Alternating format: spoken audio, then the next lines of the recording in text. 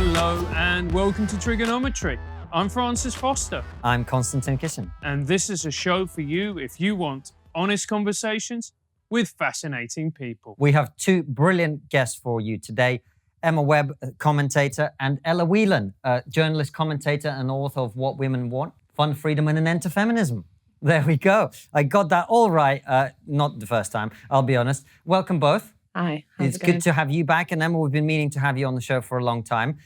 Not necessarily the best circumstances to have you on the show. There's been some tragic events, and that was one of the reasons we wanted to have you on the show, the abduction and murder of a woman here in London. Our international audience may not be familiar with it. And the conversation that has ensued from that, vigils, protests, policing, we'll get into all of that. But we wanted to talk about the broader issue of women's safety first and foremost. And it's this thing that, as two guys in particular, when we talk to women in our lives who may be not feminists or not, almost every woman has some experience of being harassed, being followed, being mistreated in some way. What is the situation in terms of women's safety in 2021, Emma? Well, I personally, as you say, most women have at some point walked home with their keys between their fingers at night or had someone harass them in the streets. But usually the person who, in my experience, is, a nutcase, could be a woman, could be a man. I think that women's safety is something important and we should talk about it. But I think the way that we have been talking about it since the murder of Sarah Everard is just completely off the wall and unrelated and to do with many other things other than the actual murder itself. I think it's not an issue necessarily to do with sort of men particularly. It's not, as people have been calling it, an epidemic of misogyny. It's not systemic misogyny. I think that, women's safety is something definitely worth discussing, but the hysterical overreaction to the Sarah Everard case, that case is quite unusual. In the scheme of the sorts of homicides against women, people have been calling them femicides, usually tend to happen from someone that the woman knows, and women are less likely to be murdered in public than in the public space than men. So I think those are two very separate issues, and all of these different things to do with everything from catcalling to murder and kidnap have just been clumped together recently. So I think there's an awful lot to unpick. Ella, what's your take on it? I mean, it is a complicated picture, and I think you have to be honest and brave enough to say that it's a complicated picture. And there are many people today who just want to package it up very neatly, whether that be saying there's no problem, this is a hysteria, or saying, like Emma says, that femicide is on the rage, and we should entertain ideas like curfews. I mean, the fact is, girls are told from a young age by their parents, in particular, in a different way that boys are told, to be careful on the way home. My parents told me to think about what I was wearing, not because they had some kind of misogynistic view of controlling women, but out of a sense of safety and care. And most women do, and all the women I know anyway, have experiences of not necessarily being assaulted, but having your heart rate quicken, of thinking twice about taking the quicker route home, which is darker, or the longer route home, which is along main roads. All that is a truth, and it happens. But at the same time, you have to acknowledge, as Emma has said, that statistically the likelihood of any of us ending up like Sarah Everard, which is our worst nightmare to end up like that, is incredibly low. So of 1,500 women that were murdered in the last 10 years, between 2009 and 2018 by men, it was about 8% of them were murdered by strangers through kidnapping, or someone on the street attacking them. So that's a really small percentage. So the likelihood of one of us going out on the street and being attacked like Sarah is statistically incredibly low. But that doesn't quite answer the question of why women are feeling afraid. And for me, the concept of safety isn't just about what is the physical threat that might happen to you, but it's also about how do you feel yourself? How confident are you? And the continuing tragedy of what happened to Sarah is that what I think a lot of contemporary feminists are now kind of given into is the idea that women should feel deeply terrified, that their fears, their greatest nightmares of ending up like Sarah Everard are reality. And what that really is doing is, giving into the MO of men that want to hurt women, is kind of asking women to live in fear, which is what these men want. They want women to be afraid. That's why they commit these crimes. It's not just coincidence. They don't just do it for the hell of it. They do, most of them do it to make women feel afraid. And so, safety, statistically, you are going to be very safe on the street. And as much as most women are afraid, also most women fall home out of clubs and walk home on their own. And, I can imagine numerous situations that I put myself in as a teenager that would make me wince now, but I did it without a thought when I was younger, because that's, you live freely when you're young. But the question is, what is better, to compound women's fears that are in some cases irrational, or to say, actually, we want to reclaim the streets, we want to reclaim the night, and be as comfortable on a public sphere as a man is from 3 p.m. to 3 a.m. I think the latter is far more progressive than the former. And why do you think the murder of Sarah Everard sparked this particular movement? Why do you think? Was it lockdown? Was it because it was a police officer who's been charged with this crime, although he hasn't been convicted as of yet? Well, I was thinking about it in relation to the murder of George Floyd, in a similar situation in which there is a long-standing problem with police brutality and racism in America, and George Floyd is certainly not the first black man to die at the hands of a police officer. Why did it particularly take off in relation to him, and why was there such mass movements with Black Lives Matter? Why has Sarah Everard hit a chord? And I think because it's a tricky point to make, but I think politically we've moved further into a realm of extremes, which is not to get kind of wishy-washy liberal about it, but to say that, that people have a kind of knee-jerk reaction, that they immediately jump to the kind of worst-case scenario. So we're not even talking about sexism, we're talking about misogyny at the moment, that there's that we've have people on the radio saying the police are institutionally misogynistic. And you think, okay, I'm not a fan of the police, but the police institutionally hate women. I mean, misogyny is about a deep-seated, visceral and violent hatred of women.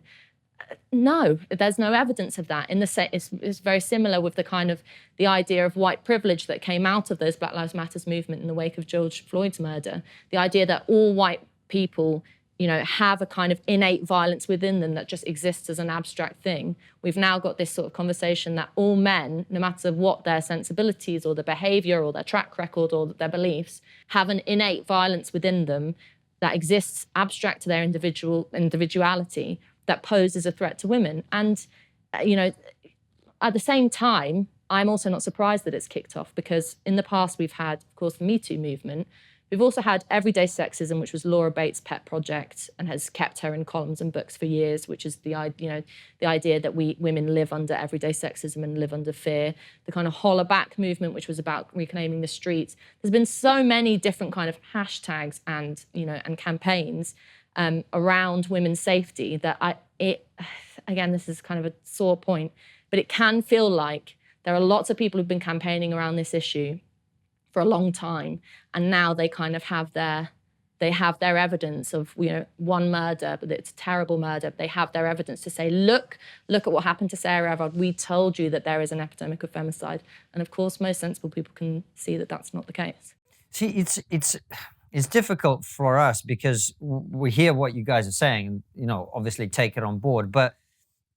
As I said, if we speak to women in our lives, that's definitely a part of their lives that they have to deal with, right? And I think you speak to any woman, that is a concern. Then again, the statistics are men are much more likely to be assaulted in public, in the street, than women. So, how do we even have this conversation? Yeah, I think cynically, I'm very cynical about this. I agree totally with everything that you've just said. I think that the way that we can talk about how the protests and things have been hijacked, but obviously in the same way that happened with George Floyd, where after that there were certain people who wanted us to see systemic racism everywhere. Now there are some people who want us to see systemic misogyny everywhere. And so you have people like Baroness Jenny Jones immediately coming out and saying the solution to this problem is that we just should lock all men inside after 6 p.m, put a curfew on them, because that essentially implies that there is, like you say, something inherent to men, inherently violent, which I think doesn't chime at all with women's experience. So when it comes to having conversations between men and women and just in the public space about this, I feel like this has no bearing on people's real experience, women's experiences of these things, and also men as, husbands, fathers, brothers. I think that the way that, as you mentioned, about everyday sexism, Boris Johnson coming out and saying that, everyday sexism is something that's, we have to figure out the root of it. And that's why we need to deal with misogyny in society. And sorry, just a thought about Boris Johnson talking about everyday sexism. We've managed to make the debate about something completely unrelated to the starting point. And that's the same as what happened with George Floyd. And I think, cynically, the reason why this is the case is because we have these ideas in the zeitgeist that are sort of whirring around. And with as I mentioned, because they believe in systemic racism or systemic sexism, they will see that everywhere, and it creates this kind of panic. And when you have a situation where policymakers are responding in a knee-jerk way to that kind of panic, not only can you not have a proper discussion about it, but you also end up with ridiculous policies that are built on the hysteria that has been, which has no real sensible, reasonable relation to the actual facts. Well, you talk about the proper conversation. This is what I'm trying to work out, because that's what the purpose of us four being together. What is the reasonable conversation? Do we all just go, well, look, the reality of life is people get murdered, people get assaulted. We can try and, tinker with the criminal justice system, but that's about all we can do. And some people are always going to, be the victims of that, and that's terrible. But is that the reasonable?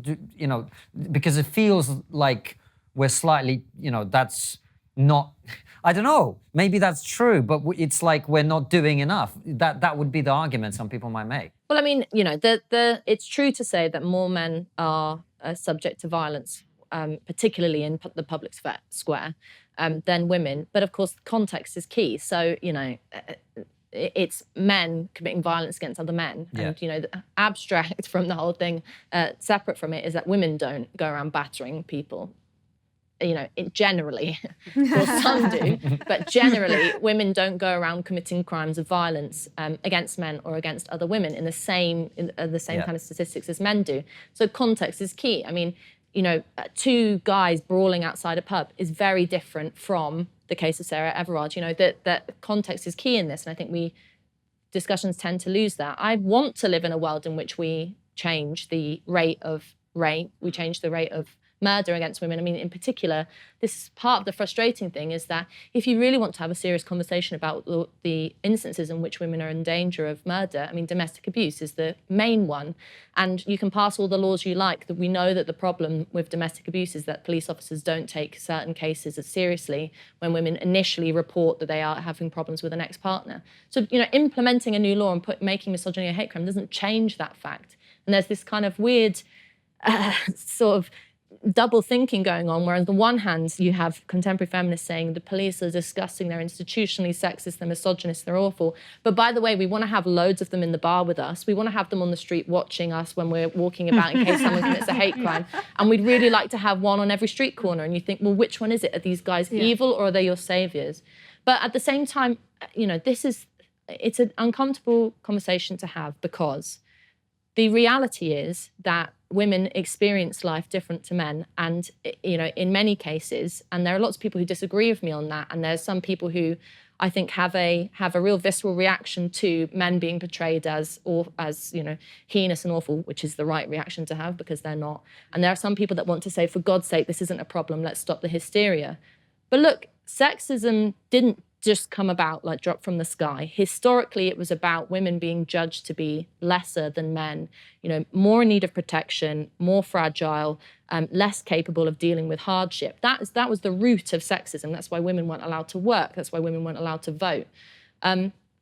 The problem is that those tendencies haven't really been challenged in the modern era, despite laws being implemented. In fact, they've actually been turned on their head, and now more often than not, it's contemporary feminists arguing that either women need chaperones, which they have done in the wake of Me Too. I remember David Schwimmer getting praised for saying that he'd invite a chaperone when a female interviewer would interview him. I mean, that's like straight out of the Victorian playbook. Or that we need more police intervention. I mean, to take a really specific thing, I've talked about this on a TRIGGERnometry beforehand in the past, some of us who are interested in women's freedom are currently trying to get abortion decriminalised, which is stating a position that says the state should have no say in women's private lives. And then these other feminists come along and say, actually, we want misogyny criminalised. We want the state invited into our lives. We want to have police involved in our everyday decisions. We want to have authorities involved in the way in which we make choices about how we live. And you just think you're ruining all the progress that was ever made in the past about women becoming independent. And I think that there is the problem that women have a different role in society to men, that there are still vestiges of sexism in some areas, whether it be in relation to child rearing or indeed in relation to bodily autonomy.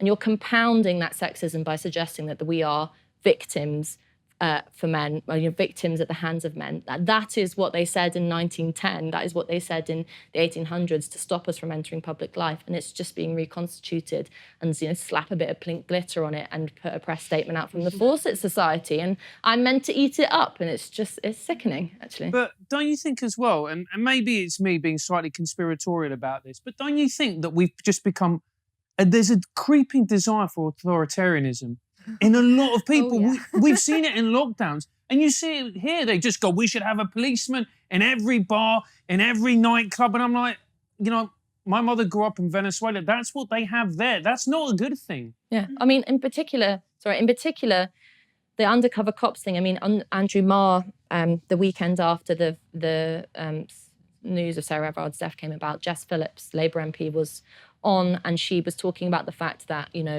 she said something like, I go out and I see so many wardens giving parking tickets, to cars.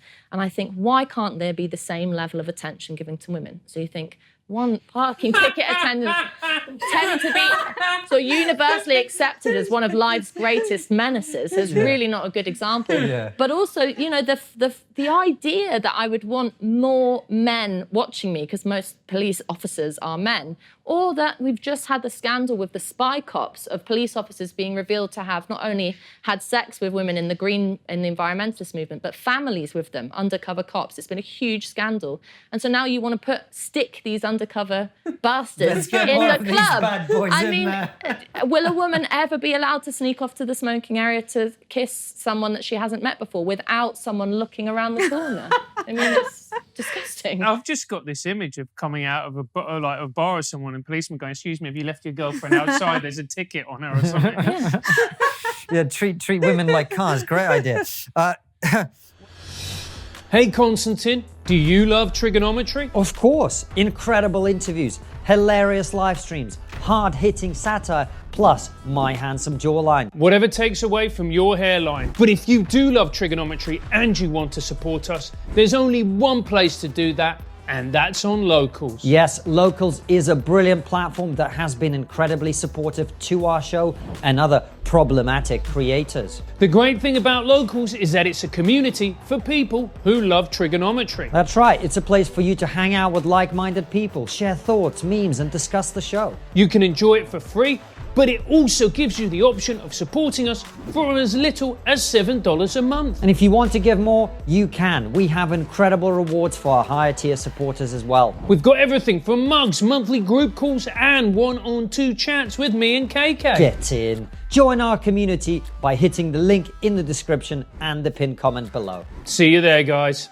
This conversation was not problematic enough. Let's take it up a notch, which is this whole conversation about not all men, which is essentially, I think some people quite reasonably going, well, look, educating me about not raping people isn't going to reduce the number of rapes in the country because I'm not a rapist, right? Do you know what I mean? Yeah. So how do we have that conversation without looking like a dick, basically, is what I'm trying to get at. I don't think it's easy to have that conversation at all without getting in trouble, particularly as a man. Yeah. But I do think that it's because obviously the people who are going to commit the crimes, like the guy who potentially, we don't know because he hasn't been convicted of anything yet, the guy who may have murdered Sarah Everard, people like that are going to commit crimes no matter what you do. You can pass legislation and you can try to deal with people who are catcalling and wolf whistling, and you can clamp down on people's freedom of speech and destroy the relationships between the sexes in the process of trying to do that, and to, as we've seen in so many other areas of hate crime raise the temperature so that everybody feels increasingly restricted, which is quite ironic because they're talking about like the over policing of the protests, but at the same time they also want to over legislate in areas like that. I think that is a bit of a weird double standard that they've got going on there. But I do think that, you know, it's pretty much nigh on impossible for a straight man to talk about this subject because you've already been demonized, as we saw with the, you know, you need to be locked inside after 6 o'clock. There's not really anything that you can say because it will be viewed in that particular framework that's already being promoted. So yeah, I think one of the reasons why it's important for us to see things in a slightly more complicated way, and there is no nuance in the debate. We need to move away from the understanding of these things as being systemic, so that you guys can have a voice and we can have a reasonable discussion and we can talk about, you know, the wives and brothers and, you know, who care very much about women and who are shouldn't be talked about as if they are somehow complicit in the crimes of a very, very small minority of men who would commit those crimes regardless of what you do about misogyny in society. It's also a complete misunderstanding of what is happening when someone like the alleged murderer of Sarah Everard commits those crimes, or when someone rapes a woman. There's, particularly in relation to rape, there's been this sort of real blurring of the specificity of his in terms of consent classes and things like that. People now see rape as just this thing that someone happens to kind of fall into because they're not educated about. I mean, it's perverse. It's not. You don't have to kind of get into the graphic ins and outs of what happens in rape, but if the person who's doing it knows what they're doing is wrong, either that or everyone is completely inebriated and it's still wrong. So it's, you know, it's quite clear to know when you are committing immoral acts. And the idea of putting, as Emma says, you know, everyone through a consent class, as if it's like kind of health and safety training, and you just need to know not to step over the red line. I mean, it's just it's a real dumbing down of actually human relationships and what is involved in that. But also, you know, to the kind of not all men thing. I mean, look, if I'm walking home, you know, from Whitechapel late at night and I hear a footstep behind me that's too close, I'm not going to say to myself, he's probably just an accountant and he's got 2 kids and everything. I'm probably going to think, oh, who's that? But then, you know, that's the instinctual reaction. And it's taking personal responsibility, which is a good thing. Yeah, but you know, that's the instinctual reaction. And we can talk about we have talked about the rights and wrongs of women feeling afraid, sometimes out of necessity, sometimes. But politically, that's different. So when you're on your own and an individual, we feel all kinds of things because we're subjective, we're emotional beings. Some people like me are able to, you know, wear steel toe caps and kick people that get in our way. Some people are not, and I would never. Did you point to me? I would never demonize or put shame on a woman who was afraid or timid or anything like that. But politically, when you are talking about a collective response to something that's outside of our subjective opinion, you have to take a firmer stance, and so you kind of get called. It's like you're an asshole now if you say we should start standing up for ourselves. I mean, this is what, you know, I wrote about this recently. In the 70s, when Peter Sutcliffe was, you know, routinely murdering and raping women, the Yorkshire Ripper, and I mean, talk about terror when there was, you know, particularly in Leeds and, you know, the towns and areas around that, women were absolutely terrified, rightly so. The police were useless. The police were not only saying that all women should stay inside, they were saying that the women who had been murdered, who were prostitutes, were asking for it because they were prostitutes, some of them, not all of them. And the feminists at that time came out and said, we're going to reclaim the night, and you're going to get out of our way or we're going to trample on you. And it was a real assertion of, I have lots of problems with feminism throughout the ages, but in particular that assertion of women's freedom was one of the most inspiring things because it was about saying, whatever we are individually, collectively we are strong. And that's where men come in, because if I am in trouble on the tube or somewhere where I can't, you know, physically as a woman, I can't battle this threat to me, I want to know that other members of society are willing to step in for me.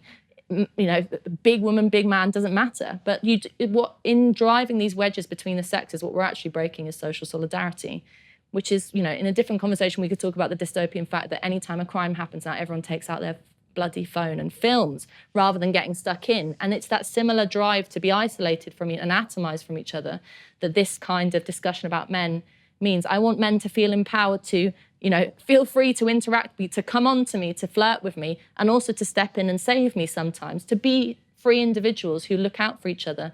And if you're demonizing men and saying, Tim Stanley said this on the Politics Live the other day on the BBC, actually he said, I think men have an innate kind of violence inside us.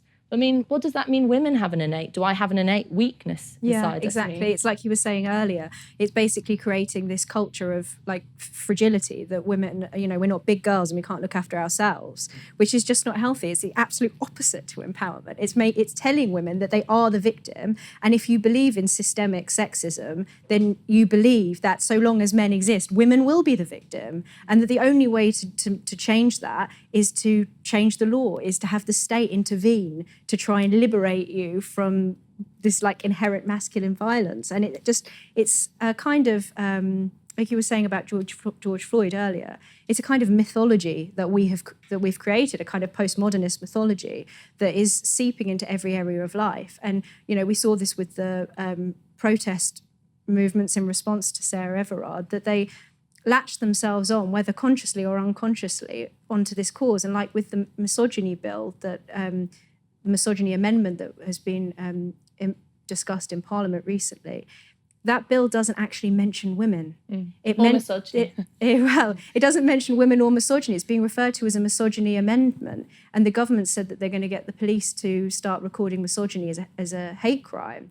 But the bill itself doesn't actually mention women. It mentions sex and gender. And it's the same as with the maternity bill recently. It didn't mention motherhood. So at the same time as we're having these conversations about misogyny, we're disempowering women and erasing them. And so you have people who are protesting ostensibly for women's rights in response to the Sarah Everard case, whilst at exactly the same time diminishing women's sex-based rights. It's just completely... It's a mess. Yeah. But don't you think part of the problem is that we've stopped having good faith conversations? And Totally. And you can really see that by the solutions that come out of it. And every solution to this particular issue has been terrible. And that's just a reflection of the conversation we're having. Well, I mean, the Jenny Jones suggestion of a curfew, she initially made flippantly as a kind of a joke. Yeah.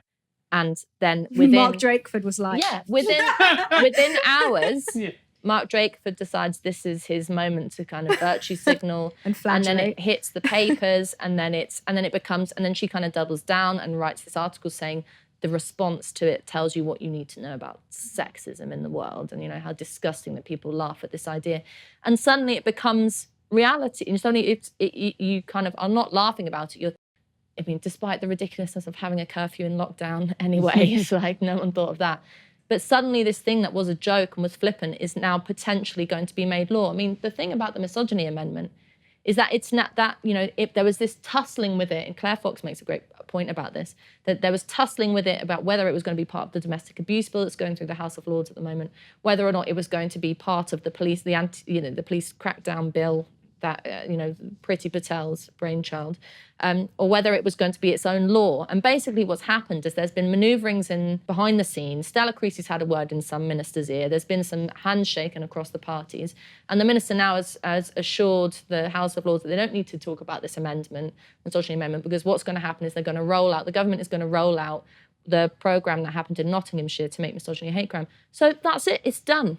It's done. And it doesn't matter how much you or I criticise it. It doesn't matter how we feel about it. I mean, even the undercover cops in bars, it's probably been happening for years, and the government can now just come out and say that that's what they've been doing for years. But that was the government saying we're going to throw funding at a particular position to put cops in bars. You think, when did you consult me about that? When, they're able to justify it in the same way that they justify the COVID measures, because they say it's an emergency. We have an epidemic of misogyny. We must act now. And if people start saying, we have to do something, someone will be like, well, here's something. Yeah, okay, we'll do that. It's not a good idea and it's not going to fix the problem, but sure, we'll do that. Sadiq Khan put out a tweet saying, this is amazing, we're going to have safer streets for women. And someone, a young female black commentator, commented underneath and saying, are you going to do something about misogynoir, which is, misogynoir is misogyny, particularly against black women. And then I saw someone else tweet saying, well, aren't we going to make misandry a hate crime, hatred against men? But this is the logical, this is what happens. Anyone who has a gripe, I mean, when I was at school, loads of people used to make fun of the colour of my hair and called me copperknob and stuff, you know, whatever the female equivalent of that. And but you know, and I could have said that was damaging to me, and I want it to be made a hate crime, because the whole thing about hate crime is, but the whole thing about hate crime is, and they admit this themselves, it's based on the perception of hate from the victim. Right. Yeah. So if I get boxed in the face by a man and I think that it's because he hates women rather than he hates what I was wearing or whatever it is, then it gets registered as a hate crime. But that's no accurate way of understanding whether or not he actually does hate women. I mean, just because someone shouts bitch, does that mean that they hate women? Or is there something more complicated going on here? So in terms of, we're told that it's this like means of accruing accurate data about misogyny. I mean, can't a police officer fill out a frigging form without passing a law? Well, you into thought crime territory, because you're trying to work out yeah. what the person thought when they committed the crime. From the perspective of the victim. Right. which is- And Exactly. even if it's not on the like lighter end of it, where it's just speech being restricted, Yeah.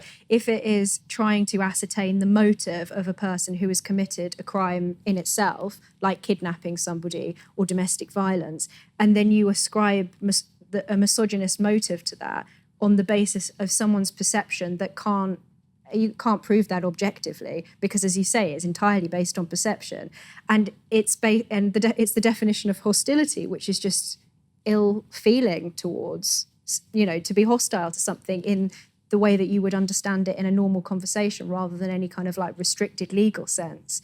And so then you end up with the police essentially sort of prying into men's souls, which ends up going down the Orwellian thought crime. Yeah, that sounds great. route. But guys, I wanted to go back a little bit. We've got into the legal side of it, which is very interesting. But I just wanted to come back to one thing, because I feel there's one thing that we're not actually talking about that maybe is true, which is, you know, Ella, you talked about the fact that, well, if you say that men are more aggressive in this, and then that means that women are the opposite of that. But isn't it true? Isn't it true that, you know, guys are more aggressive, guys are stronger, guys are more likely to commit crime, and therefore women are more vulnerable to that because they're on average smaller and weaker and all of that? Like, we're not accounting for that in this conversation, are we? Well, I'd always reject any kind of move towards seeing things in a kind of biologically determinist way, because I think that while it is obviously the case, although I say obviously, I reject it, and but it's true.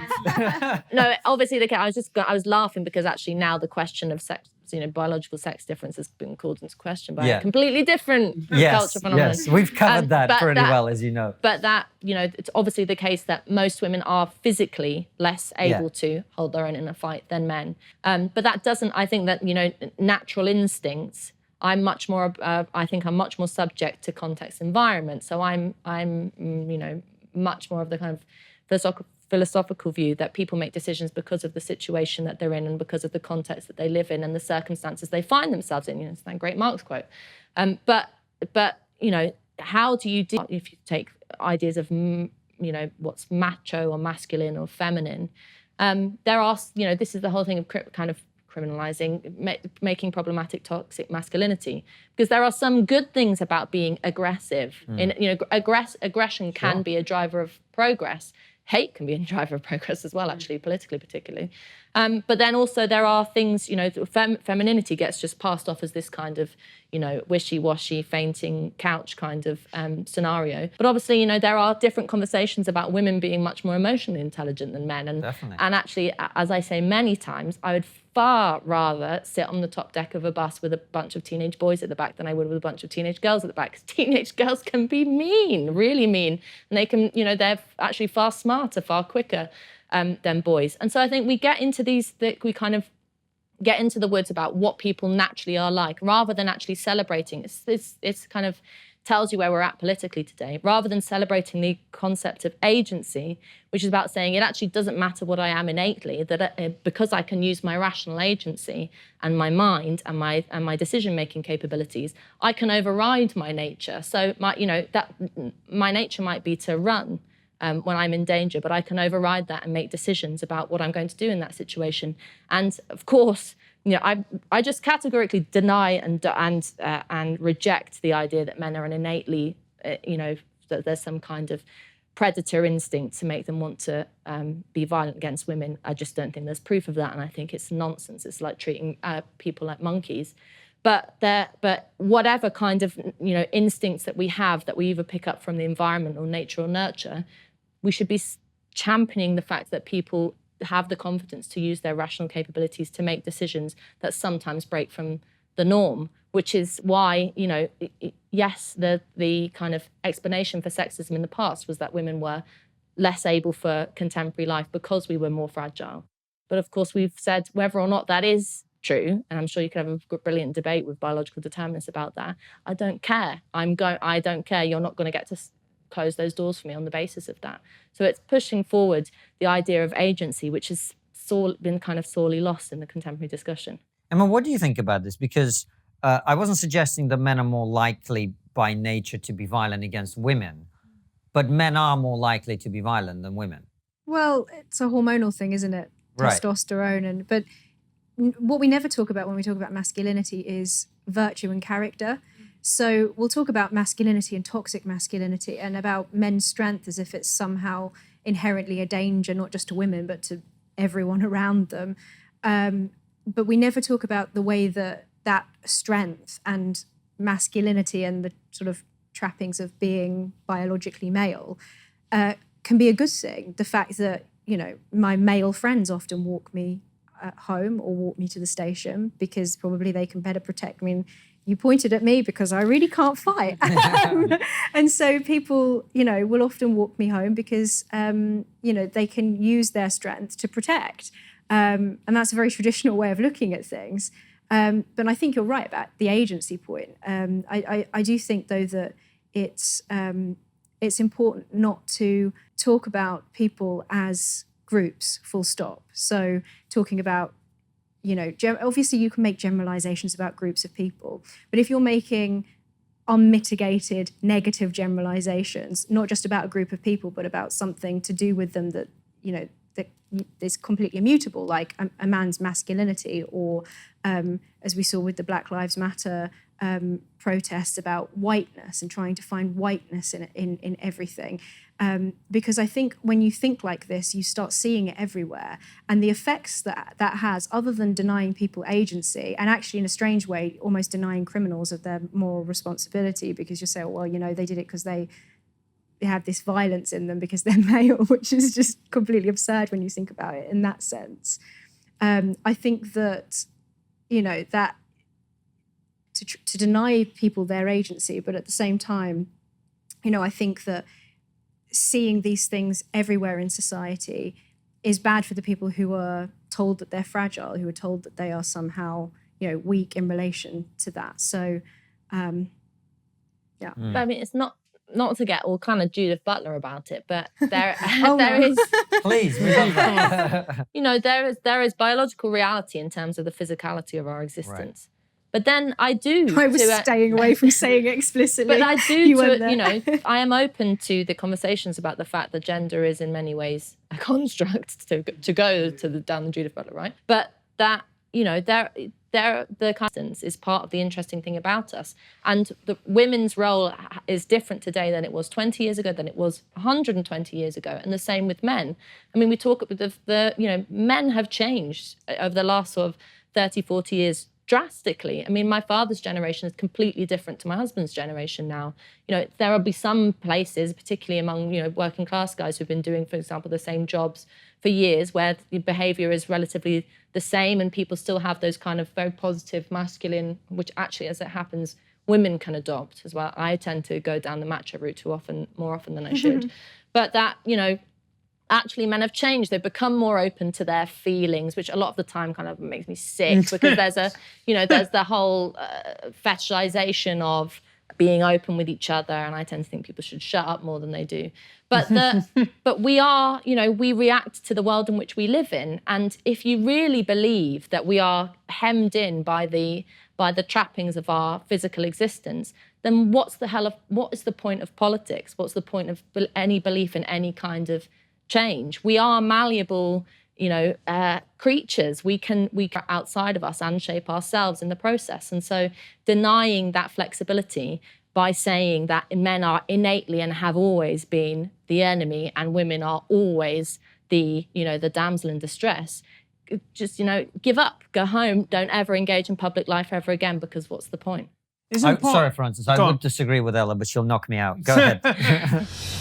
Do you watch problematic content online? Of course they do. They watch Triggernometry. Many ISPs log your internet activity and sell that data on to other big tech companies or other advertising companies. I know, that is why I use ExpressVPN to hide my browsing activities. I bet you do. ExpressVPN is a simple app which you can have on both your computer and your smartphone, which hides your traffic into one channel and directs it through a VPN server, which means your ISP can't see anything that you're doing. Look, the question I want to ask is, will it slow down the videos that I watch? Definitely not. That is one of the reasons it's been rated as the #1 VPN app by CNET and Wired. I don't read those publications because I'm not a nerd. Stop handing over your personal data to ISPs and big tech companies which are just going to use it and sell it on. Visit expressvpn.com/trigger. That's expressvpn.com/trigger. I love it when you spell things out. But it gets even better than that. ExpressVPN are offering Triggernometry fans 3 extra months free. Go to expressvpn.com/trigger to learn more. Problem though, Ella, the fact that we've all just lost our minds over lockdown. So we've stopped being able to have a rational conversation because we've all gone mad, and I include myself in that. Well, I mean, yeah, the atomization. The look she gave you was brilliant. Yeah. Without any comment on the state of your mental well-being, I think that part of the trend of lockdown to be, in a previous lifetime, before we ever talked about coronavirus, I'd be very critical of people that said that, being online all the time on your own affects you, that you become more of a kind of keyboard warrior, all that kind of thing. I'd say, people are more intelligent than that. And I still think people are more intelligent than that, but we've had a mandated isolation for a year now. And, I've just waxed lyrical about what kind of malleable creatures human beings are. We're also social creatures. And when you end up being in isolation for too long, you lose perspective. It's a similar thing that politicians who stay in London too long have no idea what the lives are like of people in Wakefield. It's the same thing if you're in your 4 walls for too long and you don't know what life is like for your neighbour. You don't have conversations with people. I mean, you know that I work with the Academy of Ideas, and we do the Battle of Ideas Festival that was cancelled last year, but it is on this year, thank God. And part of the importance of public events like that, of actually rubbing shoulders with someone physically, with being in the same room with someone, is that you pick up on you intuit things. And, especially in relation to personal relationships between the sexes, so much more happens in our understanding of each other between the lines of what's not said. So I can say to you, a man came up to me yesterday and he said to me, "Hello, beautiful." And you could think, oh, that's a lovely thing, and that could be a really wonderful experience, and I could have really enjoyed that. But if he was saying it to me that close to my face, then it would be a completely different context. It'd be a completely different feeling.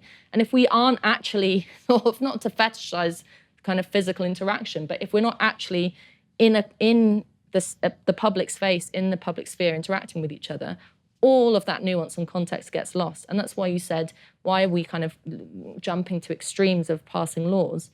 It's because all of these politicians that are pushing for these laws are doing it on Zoom. They're not even like, it's so true. It's ridiculous. Yeah, I can't remember where I'm stealing this from, but someone said that the thing that reins in people with an authoritarian instinct is that they'll be sitting like a revolutionary in their room, and then they'll go downstairs and they'll speak to the shopkeeper and they'll have an exchange, and that simple interaction of negotiation where they realise that the shopkeeper isn't this horrible capitalist enemy, but is just a nice neighbour that you interact with every day, that makes a big difference. It actually, I think that, and like you said, not to fetishize interaction, but I think that actually seeing people in the flesh forces us into a nuance that we were already not inclined towards. It was the last bastion it was the last resource we had for giving us that nuance. And then as soon as we were shut inside, all of these ideas, these slightly authoritarian instincts that were bubbling away underneath the surface, just immediately got their claws into everyone's brain.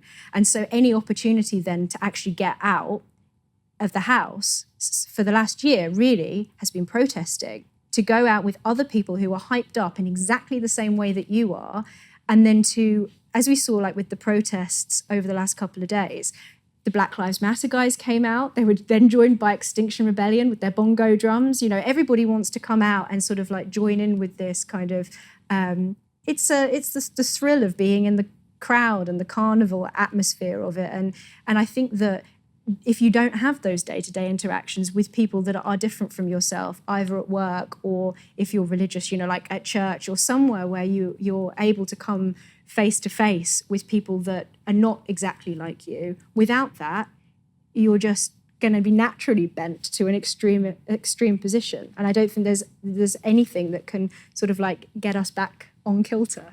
It's also been very interesting the way it's exposed people's biases. Like you see people going, Black Lives Matter, fantastic. Anti-lockdown, disgusting. Women's vigil, brilliant. Do you see what I mean? And it doesn't seem like people are consistent anymore. Well, I mean, anymore. It's true. In relation to there's been so much fuss, positive fuss about Priti Patel's moves to criminalise protest, essentially by saying that the basis of whether a protest can go ahead is if it makes a safe enough level of disruption, noise disruption.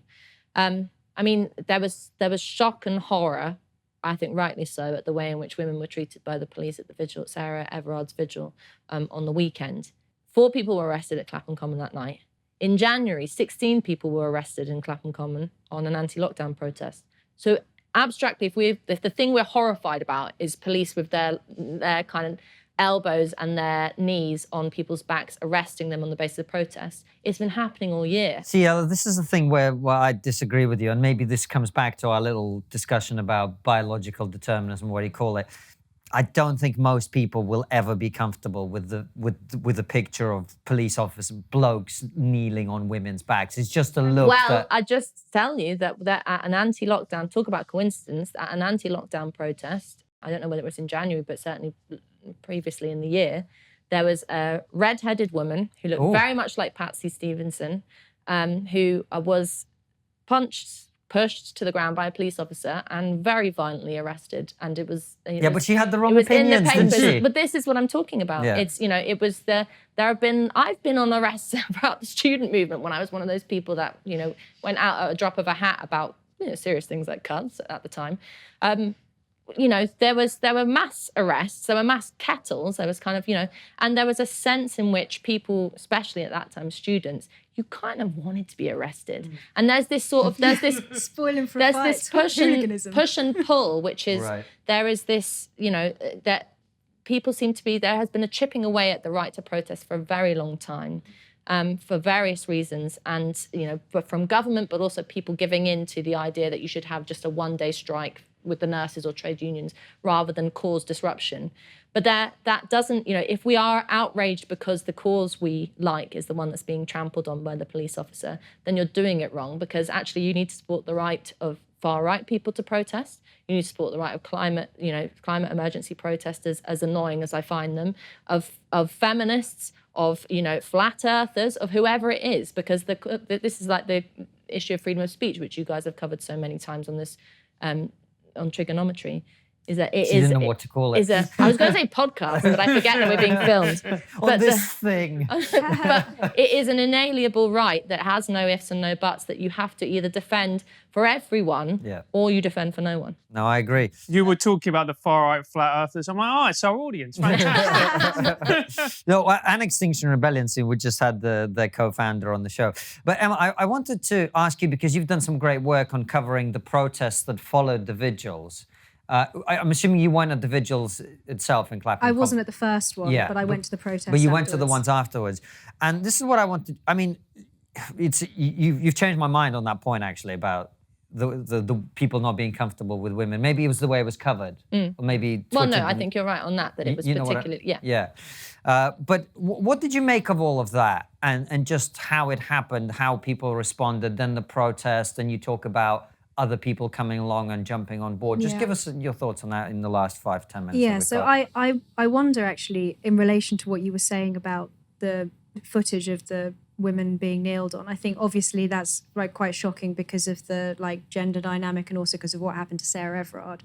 But I wonder whether that is partly to do with, we almost seem to be sort of obsessed with stories and telling ourselves stories at the moment. And that really played into what happened at the protest. So I noticed that at the vigil, from the footage, obviously I said I wasn't there, the footage of that and some of the photographs showed some people with ACAB, all cops are bastards signs, and defund the police signs. So they went to the vigil with their placards in hand. They already had them clearly when they got there. I'm guessing they didn't just sort of And spontaneously ACAB, by the score way, them. sorry to interrupt, is an Antifa slogan, basically. It is, yeah. And there were also some suggestions that there were some people there identifiably in Black Bloc, the Antifa Black Bloc. And so now the police have come out and said that I think it was 26 officers were assaulted, including one female black officer who was racially abused. So maybe that vigil, I initially came out condemning the police's aggression towards the women because I don't think that vigil should have been illegal in the first place. I'm totally in favour of the right to protest. So I don't think any heavy-handed interaction with protesters is ever a good thing. But maybe there was more to what was going on there than necessarily was initially reported. And that really played out the next day because people mobilised like that. As soon as I arrived, it was quite clear that it had no longer had anything to do with Sarah Everard. It was like the whole crowd was absolutely strewn with these ACAB, all cops are bastards signs. They were shouting no justice, no peace. The socialist worker were there. The revolutionary communist group, big imperialism banners. It turned into a kind of like far left rally that was a bit like BLM with a bit of women's rights sprinkled into it. And going back to my point about the stories, I think that to some degree, because of the natural resonance that had for people with what happened with George Floyd, the footage of the women being kneeled on by the police, the fact that the person at the centre of the investigation is also a cop, that it played into the stories that people were already obsessing about. And so the mobilization of people coming out with those signs, I don't know whether those people, were the same guys who came out to protest in the Black Lives Matter rally or not, but they had people who I presume were the organisers reading out an Assata Shakur poem, which the crowd was then repeating back to them. And Assata Shakur was from the Black Liberation Army. She's on the FBI's most wanted list for being convicted for killing a cop and went on the run to Cuba. And so I don't think the crowd necessarily realised that they were basically echoing the words back. Maybe even the police didn't realise it. So it was quite clear that the protest had been hijacked by at least far-left ideas. Whether or not the entire crowd had turned up for that particular reason, I don't know. And then obviously in the subsequent days, you had like the Extinction Rebellion guys turned up and Sisters Uncut, which is a whole other story. Yeah, I mean, I don't have much of a problem with far-left rallies. I don't either. When you said Revolutionary Communist Party, I was, I mean, the thing, it's funny, the thing about these, as you're describing the protest, well, I went to the one on Sunday with my sign about freedom of protest because as the days have gone on, it's become more about they're using the slogan "Kill the bill," not the police, as some people on Twitter have suggested, but the anti-protest bill. But it's like a kind of everything but the kitchen sink type protest. So there was speeches from people about the nurses' strike, which is, let's talk about it, but add a protest about Sarah Everard, maybe not. There was one speaker talked about Muslim women's access to resources. Again, the relation to Sarah Everard is very tenuous there.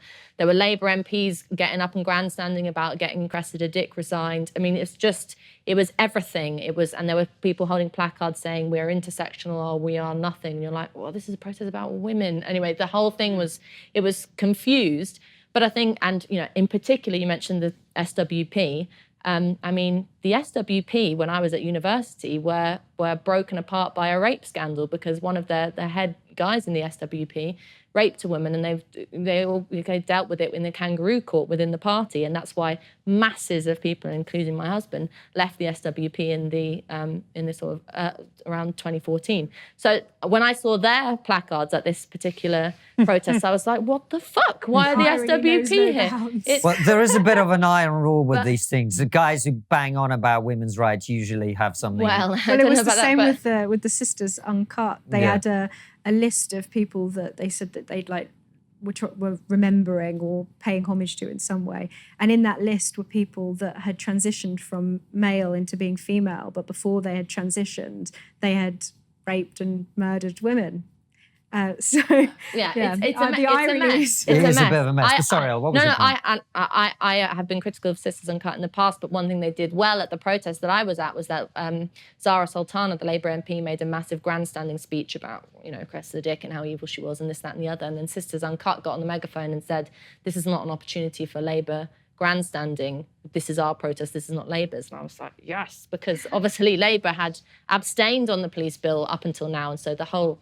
there's so much hypocrisy going on. There's so much opportunism going on. But the main question is, what are these protests trying to achieve? And you have to look at in the same breath, they say the streets should be free for women. And they also then say, but we need to educate and legislate. Educate boys and criminalize misogyny and bring in new laws. So this is the central dichotomy of everything we've been talking about today, is that there is a toss-up between women's safety and women's freedom. And the contemporary feminist movement has gone down the route of women's safety, which means protection, which means restriction, which means denying all risk. And what we've lost is the real F word, not feminism, which is what I talk about in my book, but freedom, which is freedom to, as Camille Paglia says, and I quote it every time I talk about this, and will do it every time in the future, the freedom to risk rape, the freedom to risk danger, the freedom to do all the things that men do with the kind of potential and the understanding as an adult that those things might come with harm in the future for you.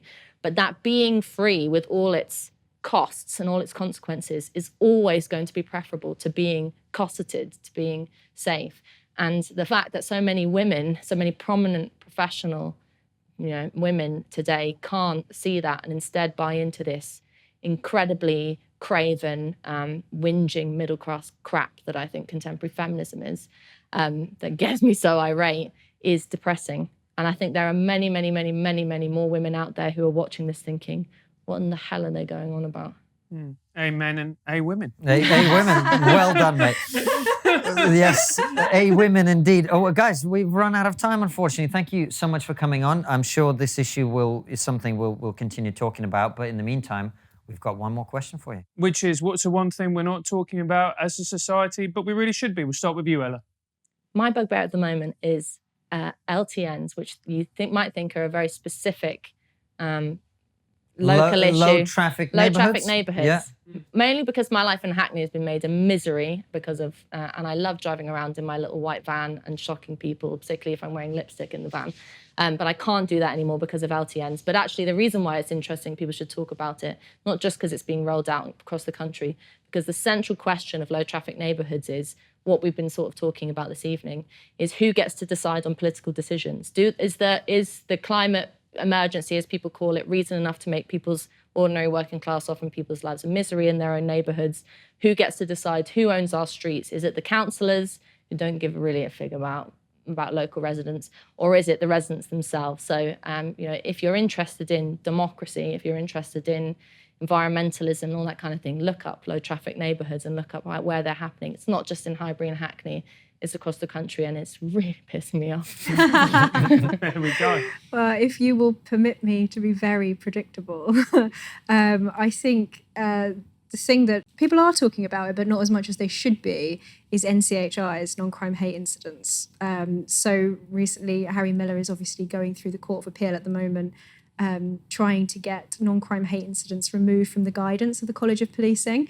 And so really, I think the thing that we should all be talking about is these unaccountable quangos who seem to be making a kind of parallel law for us all, particularly in relation to free speech. So the College of Policing created these NCHIs, wasn't something that was passed as a law through Parliament. And so I think that is the thing that we should all be talking about, because there are unaccountable quangos that are surpassing the proper parliamentary scrutiny and the legal system as it should be, and they have no democratic accountability. So that's what we should all be talking about. There's quite a bit of that going all around, isn't there? Parliamentary scrutiny and all the rest of it. Ella Whelan, Emma Webb, thank you so much for coming on, and thank you for watching at home. We will see you very soon with another brilliant episode like this one, or a live stream. And they all go out at 7 p.m. UK time. Take care, guys, and see you soon. We hope you've enjoyed this incredible interview. Remember to subscribe and hit the bell button so that you never miss another fantastic episode. And if you believe that the work we do here at TRIGGERnometry is important, support us by joining our locals community using the link below.